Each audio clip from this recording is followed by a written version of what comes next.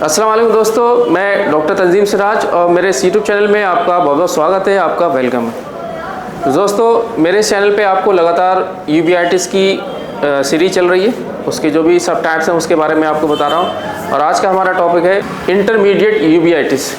Intermediate यूवीआइटिस का मतलब ये है जो हमारी आई बॉल होती है, आई बॉल के जो बीच का पार्ट होता है, उस बीच के पार्ट के अंदर जो है स्वेलिंग आती है, इन्फ्लेमेशन आती है, इसे हम बोलते हैं इंटरमीडिएट यूवीआइटिस।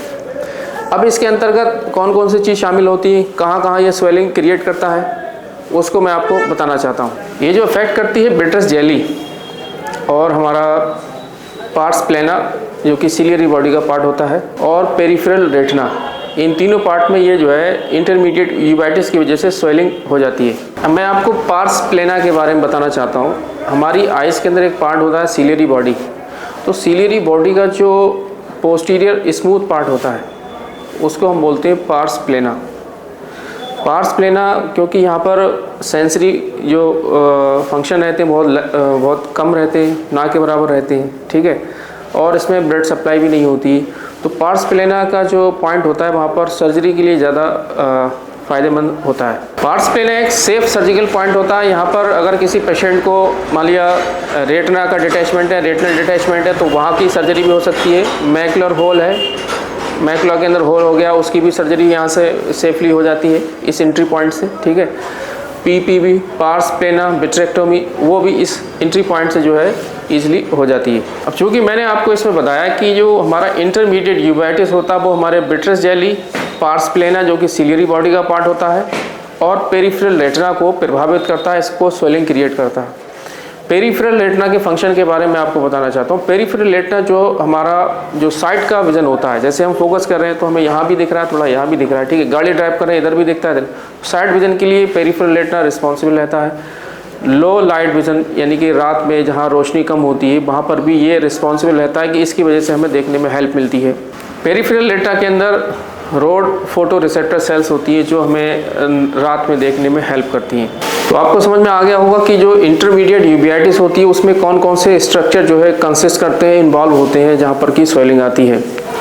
और यूवीआइटिस यानी कि यूविया जो है एक मिडिल लेयर होती है आई बॉल की, और जिसके अंदर आइरिस, सिलियरी बॉडी, ये सारी चीज़ें होती हैं। और यूविया के अंदर जो सूजन आती है उसमें अलग अलग जो सब टाइप्स होते हैं, उसके बारे में 2 वीडियो आपको पहले बना चुका हूँ, मेरे चैनल पे जो है वो अवेलेबल है। दोस्तों, आगे हम बात करते हैं इंटरमीडिएट यूवीआइटिस के कॉजेज़ के बारे में। इसके कौन कौन से कॉज हो सकते हैं, क्या वजह हो सकती है, किन कारणों से जो है इंटरमीडिएट यूवीआइटिस पेशेंट को होती है। तो मोस्टली इसको कहा जाता है इडियोपैथिक अननोन कॉज, जिसका पता नहीं किस वजह से हो जाती है। बहुत सारे कॉज ऐसे होते हैं जो इडियोपैथिक होते हैं, जिसका रीज़न नहीं पता होता किस वजह से स्वेलिंग आ रही है। और कुछ जो है सिस्टमिक डिजीज़ जो होती हैं उससे जो है इसकी बीमारी का जो है लिंक रहता है, जैसे कि हमारा हेपेटाइटिस बी हो गया, या कोई जैसे हमारे पेट के अंदर स्वेलिंग आ जाती है, आंतों के अंदर IBD जो डिजीज़ हो जाती है, या फिर TB हो गई, या लाइमे डिजीज़ हो गई।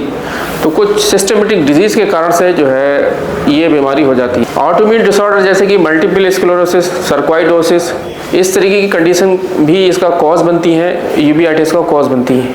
अब हम बात करते हैं कि इंटरमीडिएट यूवीआइटिस के क्या सिम्टम्स होते हैं। सबसे पहले सिम्टम्स लक्षण ये है कि पेशेंट को काले काले धब्बे, फ्लोटर्स दिखाई पड़ते हैं अपने विजुअल फील्ड में, अजीब से तैरते हुए। वो पेशेंट अलग अलग कंडीशन बताता है कि मुझे क्या दिखती है, फ्लोटर्स दिखाई पड़ते हैं, विलर विजन, धुंधला विजन, डिक्रीज्ड विजुअल एक्यूटी यानी कि विजुअल एक्यूटी जो है घट जाती है, डिक्रीज हो जाती है। विजुअल फील्ड डिफेक्ट, कुछ एरिया में जब आप पेरीमेट्री का टेस्ट कराते हो तो आपको दिखता है कि किसी पोर्शन में जो आपको स्कोटोमा है वहाँ उस एरिया में आपको ब्लैक आउट है, दिख नहीं रहा। तो विजुअल फील्ड डिफेक्ट भी इसमें आपको देखने को मिलते हैं, जो बहुत कम सिम्टम है या अब्सेंट है, बिल्कुल नहीं होते हैं। जैसे कि इसमें रेड आइज नहीं होती है, पेन नहीं होता है, फोटोफोबिया मतलब लाइट से पेशेंट को दिक्कत नहीं होती है। जो अदर जो हमारा यूवीआइटिस होती है, जो फ्रंट वाले पोर्शन में जो अटैक करता है यूविया, वहाँ पर ये रेडनेस बहुत ज़्यादा होती है, ठीक है, वो जो स्क्लेरा वाला पार्ट होता है वहाँ पर। लेकिन इसमें क्या होता है, रेडनेस नहीं होती है, पेन नहीं होता है, और फोटोफोबिया नहीं होता, पेशेंट को लाइट से दिक्कत नहीं आती। यूवीआइटिस के अंदर विट्रस ओपेसिटीज हो जाती है। एक टर्म आता है स्नोबॉल, येलो कलर का जो एक्सुडेट होता है, जमा हो जाता है, एग्रीगेट हो जाता है, स्नोबॉल उसको बोलते हैं। तो उसमें विट्रस जो है ओपेसिटी हो जाती है। और यहाँ पर अगर आप OCT कराते हो, ठीक है, तो पर्दे के अंदर पानी इकट्ठा हो जाता है, पर्दे के अंदर पानी इकट्ठा हो जाता है, फ्लूइड बिल्डअप हो जाता है, मैकुलर एडिमा यानी कि मैकुलर एडिमा भी होने की पॉसिबिलिटी हो जाती है। इंटरमीडिएट यूवियाटिस का क्लिनिकल साइन क्या होता है? क्लिनिकल साइन कैसे आपको समझ में आएगा देखने पर इन्वेस्टिगेशन के दौरान? तो इसमें क्या होता है, जो विट्रस जेल होता है, मैंने आपको बताया स्नोबॉल, ठीक है, यहाँ पर येलोइश या वाइटिश एग्रीगेट क्लम्प्स इकट्ठे हो जाते हैं, वो लगता है जिस तरीके से जो स्नोबॉल की तरह, ठीक है। तो ये इसका एक क्लिनिकल साइन होता है। और दूसरा जो क्लिनिकल साइन होता है उसमें रेटिना डिटैचमेंट यानी कि पर्दे का अपनी जगह से हट जाना, जो उसके आर्टेरियोल्स होते हैं, वेन्यूल्स होते हैं, उनके अंदर चेंजेस हो जाता है, उनके स्ट्रक्चर के अंदर चेंजेस आ जाता है, ये आपको क्लिनिकली देखने को मिलता है। और क्लिनिकल साइन ये भी होता है कि विट्रस हैजीनेस, विट्रस पार्ट में हैजीनेस आपको दिखाई पड़ सकती है। दोस्तों इंटरमीडिएट यूवियाटिस के क्या कॉम्प्लिकेशन आपको देखने को मिल सकते हैं? इसमें क्या क्या कॉम्प्लिकेशन आ सकता है अगर सही तरीके से इलाज नहीं करा गया? सबसे पहले CME, मतलब आपका जो मैकुलर एडिमा हो सकता है, सिस्टोइड मैकुलर एडिमा, यानी कि आँख के पर्दे के अंदर स्वेलिंग आ सकती है, उसके अंदर पानी इकट्ठा हो सकता है, उससे आपको दिक्कत बढ़ सकती है, आपको मोतियाबिंद की शिकायत हो सकती है, काला मोतिया, ग्लूकोमा, ग्लूकोमेटस ऑप्टिक एट्रोफी या फिर ऑप्टिक न्यूराइटिस, आपकी नसों में ऑप्टिक नर्व के अंदर स्वेलिंग इन्फ्लेमेशन आ सकती है। रेटिना का डिटैचमेंट, पर्दा अपनी जगह से हट सकता है, हिल सकता है, ठीक है। ये इस तरीके के कॉम्प्लिकेशन आपको देखने को मिल सकते हैं। पर्दे के आसपास ER है, एपी रेटिनल मेम्ब्रेन बन सकती है, एक झिल्ली लग सकती है पर्दे के चारों तरफ, ये इस तरीके के कॉम्प्लिकेशन मिल सकते हैं जिससे आपकी आंखों की रोशनी, अगर ग्लूकोमा में पूरी तरीके से नस सूख जाती है तो पूरी तरीके से जा सकती है, पर्दा पूरी तरीके से उखड़ गया उसमें भी रोशनी जा सकती है, एट्रोफी हो गई उसमें भी 100% अगर विजन लॉस हो गया तो रोशनी जो है चली गई। तो इसलिए आपको जो भी चीज़ें आ रही हैं तो आप जो भी डॉक्टर है आपके एरिया में आई हॉस्पिटल जा करके आप अपना इन्वेस्टिगेशन चेकअप कराइए और उसको इमीडिएटली जो है ट्रीटमेंट लीजिए। अब बात करते हैं इसके ट्रीटमेंट के बारे में। एलोपैथिक ट्रीटमेंट, जो भी आई हॉस्पिटल आप जाते हैं वहाँ पर जिस तरीके का ट्रीटमेंट स्टेरॉइड या जो भी रहता है वो आप अगर करा रहे हैं तो ठीक है, कराइए, कोई दिक्कत नहीं है।